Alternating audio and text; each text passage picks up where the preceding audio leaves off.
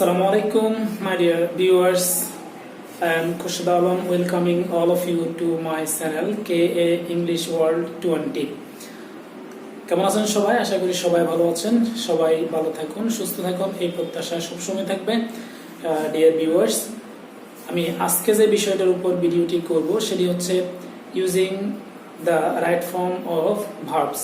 অর্থাৎ এই টপিকের উপর আমি আরো দুইটি ভিডিও অলরেডি দিয়ে দিয়েছি আপনাদের জন্য।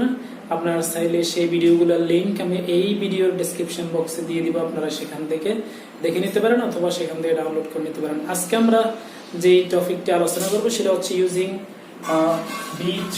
অর্থাৎ আমরা আগের দুটো ভিডিওতে দেখিয়েছি কিভাবে সেন্টেন্সে ভার্বের প্রেজেন্ট ফর্ম অর্থাৎ বেস ফর্ম এবং V2 অর্থাৎ ফার্স্ট ফর্ম ইউজ করা যায়। আজকে আমি দেখাবো কিভাবে V3 অর্থাৎ ফার্স্ট পারফেক্ট ফর্ম ভার্বের V3 কিভাবে ইউজ করা যায়, সেই প্রসেসটা আজকে আপনাদেরকে দেখিয়ে দেব। সো ডিয়ার ভিউয়ার্স, চলুন তাহলে আমরা দেখি আজকের ভিডিওটি। আরেকটা কথা বলে রাখি, সেটা হচ্ছে যারা আজকে আমার এই চ্যানেলটা নতুন দেখছেন তারা অবশ্যই সাবস্ক্রাইব করতে ভুলবেন না। সাবস্ক্রাইব করে অবশ্যই পরবর্তী ভিডিও নোটিফিকেশনটা পাওয়ার জন্য অবশ্যই সাবস্ক্রাইব করে রাখবেন। তো ভিউয়ার্স, চলুন তাহলে আমরা উপভোগ করি আজকের ভিডিওটি।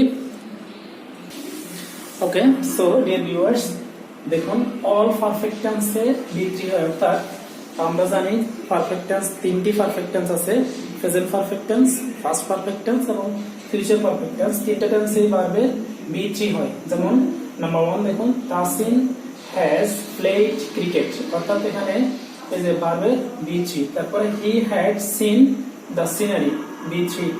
Tasin will have bought a computer.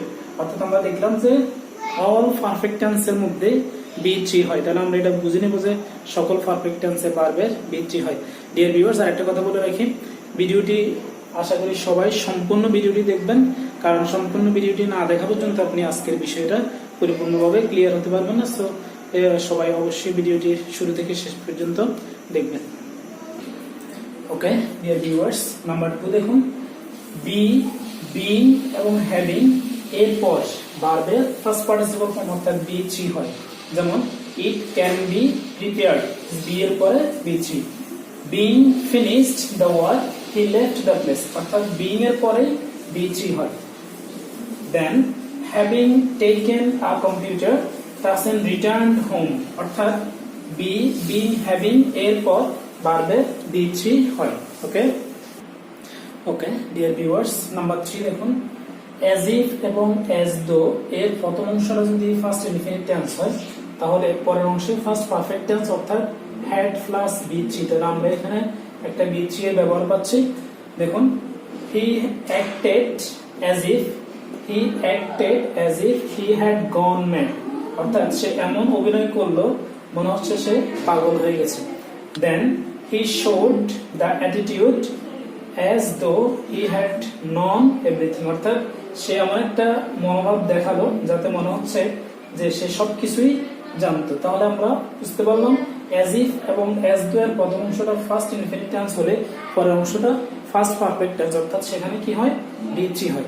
তাহলে অবশ্যই বুঝতে পেরেছেন। ওকে ওকে ডিয়ার ভিউয়ার্স, দেখুন যদি সেন্টেন্সে make, made, have, has, had, get এবং গট এই ভার্বগুলো পজিটিভ ভার্ব হিসেবে কাজ করে, তাহলে এর পরবর্তী যে ভার্বটা ব্যবহার হবে সেটা অবশ্যই V3 হবে। অর্থাৎ পজিটিভ ভার্বটা কি, এই পজিটিভ ভার্বটা নিয়ে আমরা এর পরবর্তীতে আরেকটা ভিডিও তৈরি করব। তো সবাইকে অবশ্যই লক্ষ্য রাখতে হবে যে সেই ভিডিওটা কখন আসে।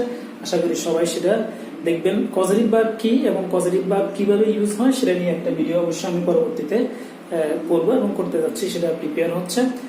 ওকে, তাহলে আমরা দেখলাম make, made, have, has, had, get, got এই ভার্বগুলো যখন পজিটিভ ভার্ব হিসেবে কাজ করে তখন এগুলোর পরে যে ভার্বটা হয় সেটা ফার্স্ট পার্টিসিপল হয়। যেমন he has made the car repaired. Okay, then the result got published.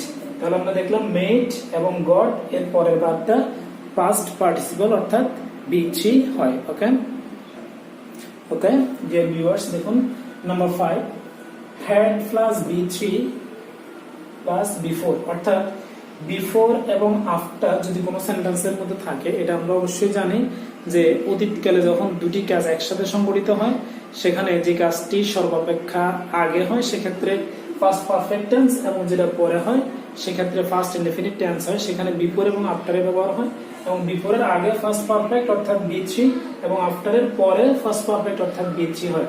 যেমন দুটো উদাহরণ দেখুন, we had finished the work before he arrived, অর্থাৎ we had finished the work before he arrived. এখানে হ্যাড প্লাস বি3, অর্থাৎ আমরা কাজটা শেষ করে ফেললাম সে পৌঁছানোর পূর্বেই। Number 2, Tahsin reached the station after the sun had set, অর্থাৎ তাহসিন স্টেশনে পৌঁছালো সূর্য অস্ত যাওয়ার পর।